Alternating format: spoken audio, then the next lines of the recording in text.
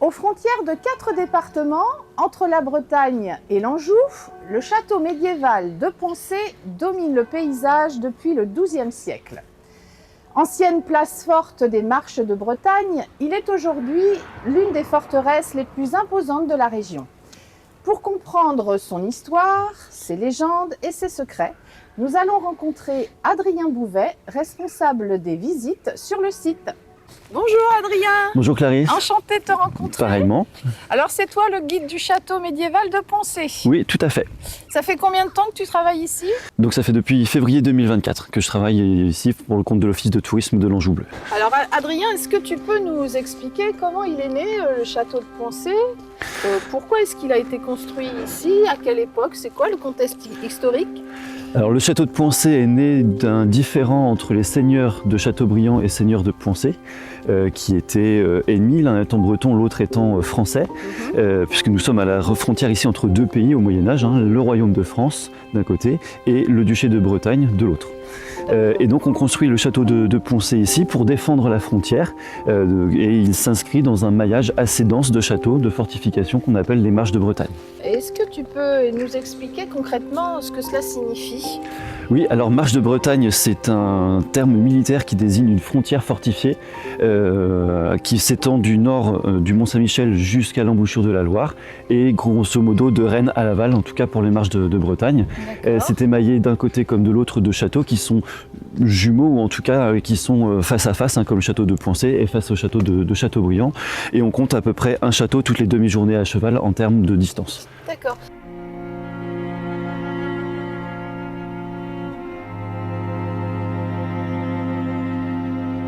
Et en quoi cette position était stratégique à Poncé?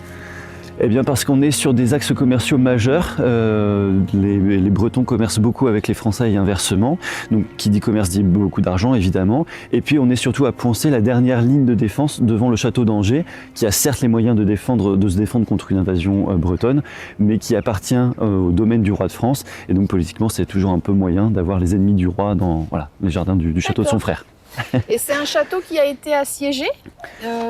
Oui, plusieurs fois au cours de son histoire. Le premier siège dont il est fait mention date de 1066, à l'époque où les ducs de Normandie partent à l'assaut de l'Angleterre. Les Bretons tentent de s'engouffrer dans le vide que crée cet appel vers l'Angleterre.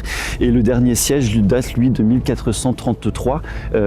C'est un siège mené par un duc anglais, cette fois, qui descend de Douvres jusqu'en Maine-et-Loire, poursuivi par les armées royales du roi de France en pleine guerre de 100 ans.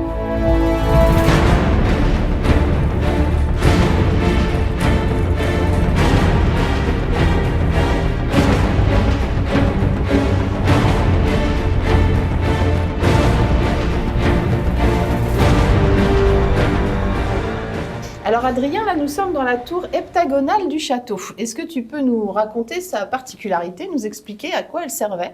Oui, tout à fait. Alors c'est une tour assez particulière dans sa forme déjà, puisque c'est une tour construite au XVe siècle sur la base d'une tour ronde qu'on a démontée et reconstruite avec 7 côtés qui ne sont pas du tout égaux, qui donnent cette forme un peu tarabiscotée.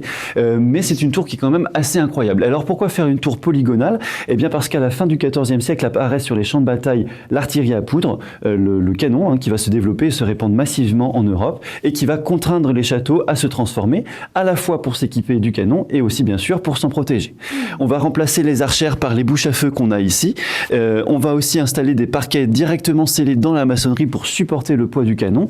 Et cette forme polygonale permet au château de tirer quel que soit l'endroit où se porte l'attaque. On peut tirer sur tout le côté ici de la tour Saint-Antoine ou sur tout le côté ici de la grosse tour, quel que soit l'endroit où arrivent les Bretons. On a donc une spirale de feu avec le sous-sol et cette tour est d'autant plus importante qu'elle protège le cœur du château avec l'escalier qui est juste là. C'est ce que je remarquais là, l'escalier qui est quand même assez incroyable. Alors cet escalier, c'est la pièce la plus essentielle du château. Déjà, c'est un ouvrage de défense passive, comme dans beaucoup de châteaux. Il est conçu pour enquiquiner un assaillant qui monte et favoriser un défenseur qui descend. Il est en colimaçon. Alors il faut me croire sur parole quand je vous dis qu'il est fait aussi de pierres de tuffeau tuffeau et d'ardoise. Ce sont des pierres d'exception. On a un escalier d'apparat ici. C'est une façon, encore une fois, de montrer qu'on a de la richesse. Et pourquoi est-ce qu'on montre qu'on a de la richesse? Eh bien parce que les pierres d'ardoise et de tuffeau doivent venir de loin, du Saumurois pour le tuffeau et de Mayenne pour l'ardoise. Les coûts de transport au Moyen-Âge sont absolument faramineux. Et donc on envoie un message ici, regarde ce que je peux dépenser dans un escalier, imagine ce qui reste dans mes coffres. Et pourquoi donc faire un escalier d'apparat dans une tour à vocation défensive? Eh bien parce que cet escalier permet d'accéder au logement du seigneur et de sa famille, et c'est le seul accès en temps de guerre aux appartements privés, ce qui fait que si vous êtes un ennemi, que vous entrez là-dedans, eh bien vous gagnez le château. Et en plus, si le seigneur et sa famille sont présents, on peut les capturer et les rançonner, d'autant qu'ils communiquent sur le fait qu'ils ont beaucoup d'argent. On peut malheureusement pas y accéder parce que c'est trop dangereux. Non, effectivement, certaines marches ont tendance à branler un peu.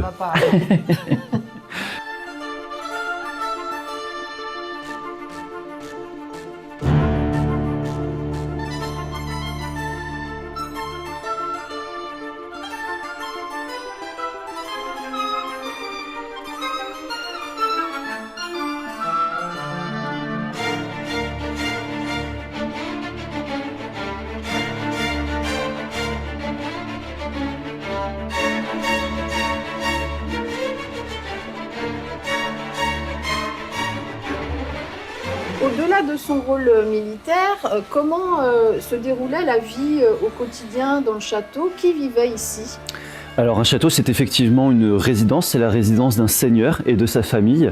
Et alors la famille au Moyen-Âge est assez élargie, donc on comprend les amis et les gardes, mais c'est un espace, un château de nobles. Hein. C'est une famille aristocratique qui vit ici.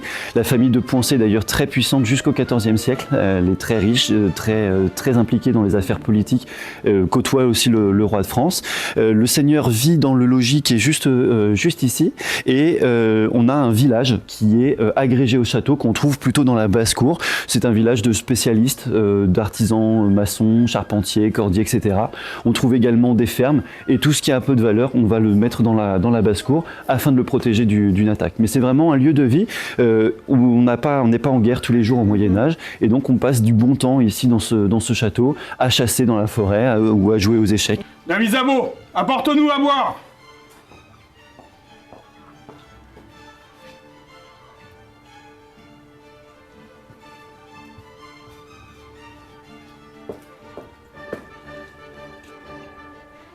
Suffit. Goûte donc voir. Quelle est cette vinasse? Une vie confortable, enfin, pour l'époque. Hein. Tout à fait, tout à fait. Le château a un espace qui est luxueux et confortable, hein, de fait, puisque c'est une famille noble qui y vit, donc il y a des fenêtres en verre, il y a du carrelage sur le sol, on a de grands poêles, de grandes cheminées aussi, pour montrer encore une fois qu'on a de la richesse. Tout est dans le luxe et le confort. Un confort certes relatif puisqu'on est au Moyen-Âge, mais on a des toilettes et de quoi se laver les mains malgré tout. As-tu des nouvelles de Dame Mathilde? Oui, je l'ai vue au marché au lendemain passé. Comment se porte-t-elle? Bien. Où en es-tu de ton ouvrage? Oh, je poursuis.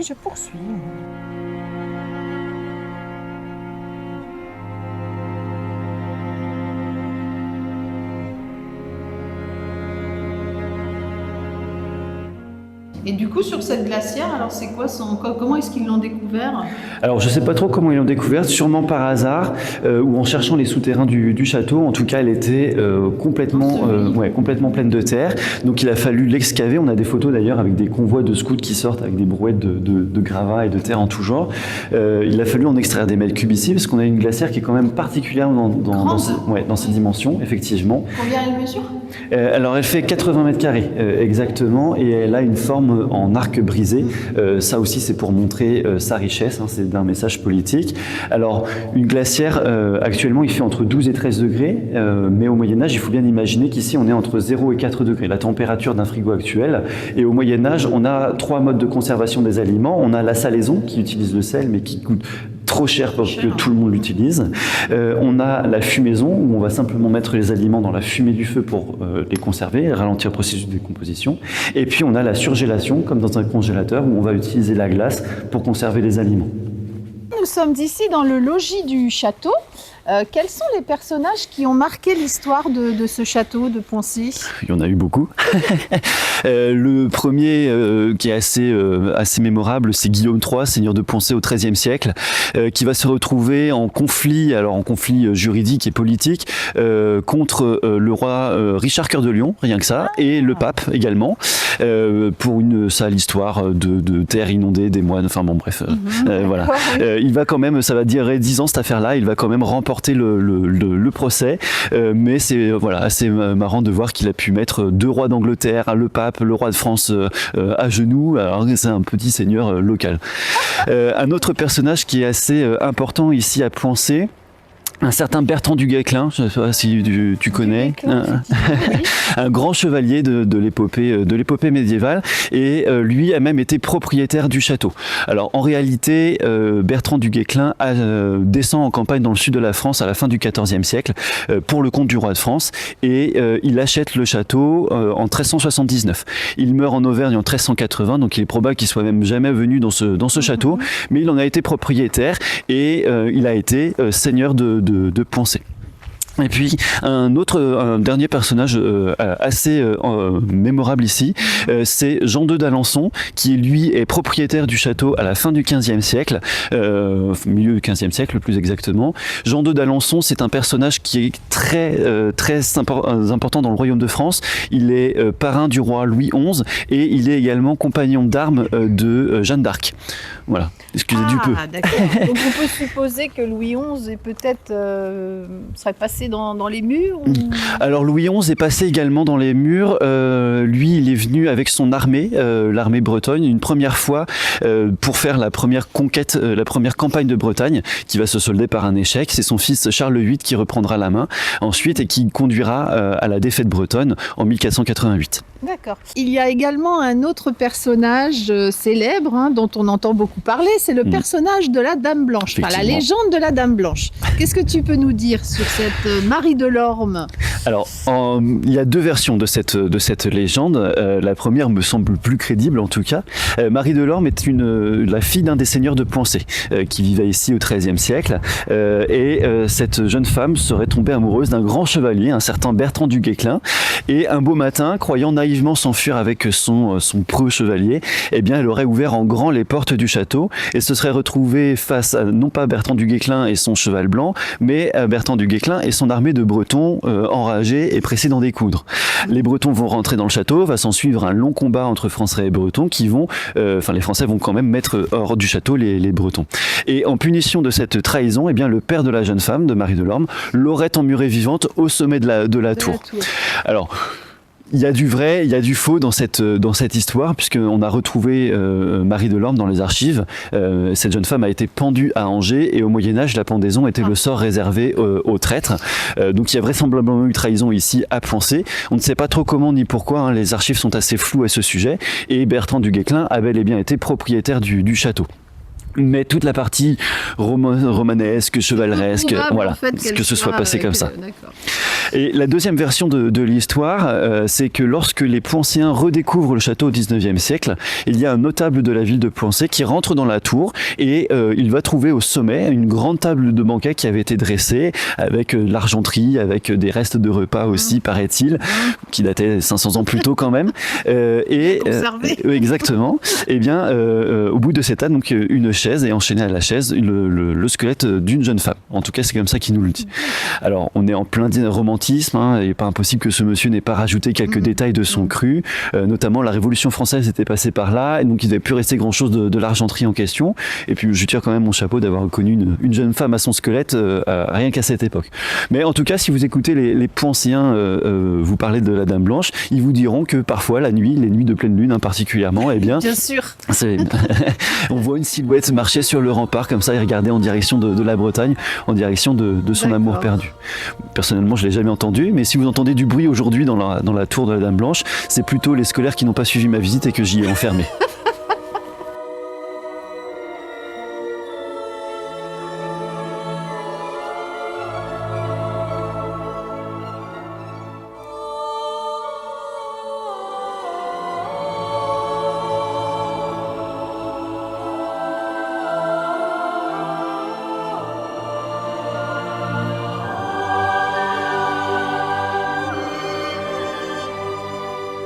Eh bien, merci Adrien pour cette visite. C'était Avec très plaisir. enrichissant, très agréable. Si vous aussi, vous avez envie de faire un saut dans le temps et de venir au château médiéval de Poincé, eh bien, n'hésitez pas. Hein. Adrien se fera un plaisir Tout de à fait. vous accueillir. Est-ce que tu peux nous donner les renseignements utiles toute Oui. l'année pour visiter le château? Donc le château ne s'ouvre que sur visite guidée, sur réservation préalable auprès de l'Office de tourisme de l'Anjou Bleu. Les visites sont du 16 juin jusqu'aux Journées du patrimoine, donc le 20 septembre cette année. Du mardi au samedi à 10h30 pour les publics individuels. On a aussi une visite famille le mercredi après-midi à 15h qui finit sur un petit goûter médiéval. Et le samedi après-midi, c'est une visite de la cité médiévale de Poincé.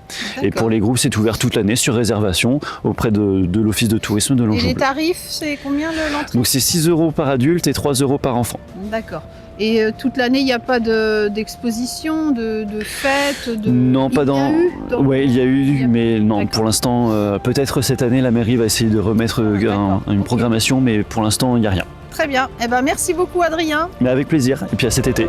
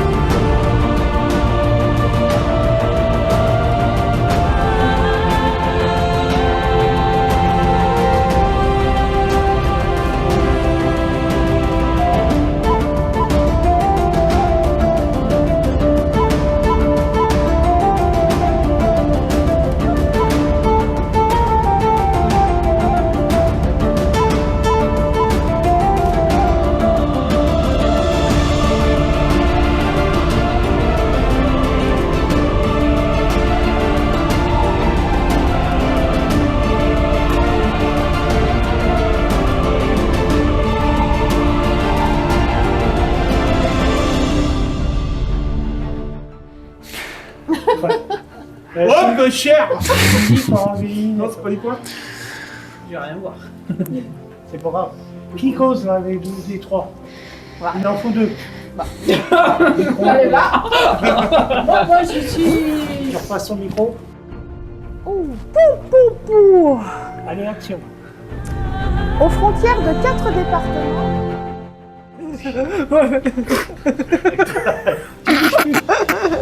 J'ai mal au cou. Oh, mais.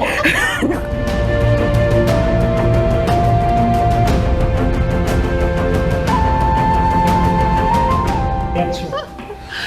Alors, Adrien, nous sommes ici dans une magnifique pièce qui a... Ça, pourquoi tu dis alors tout le temps? Oui, c'est bah, un truc, Ok, c'est donc... récurrent ça. donc Nous sommes. J'ai tendance à le dire aussi. Ah, hein. tu vois, je suis pas toute seule. Non mais le problème c'est Je l'ai que pas je dit. dis à chaque fois. Donc à chaque fois multiplié.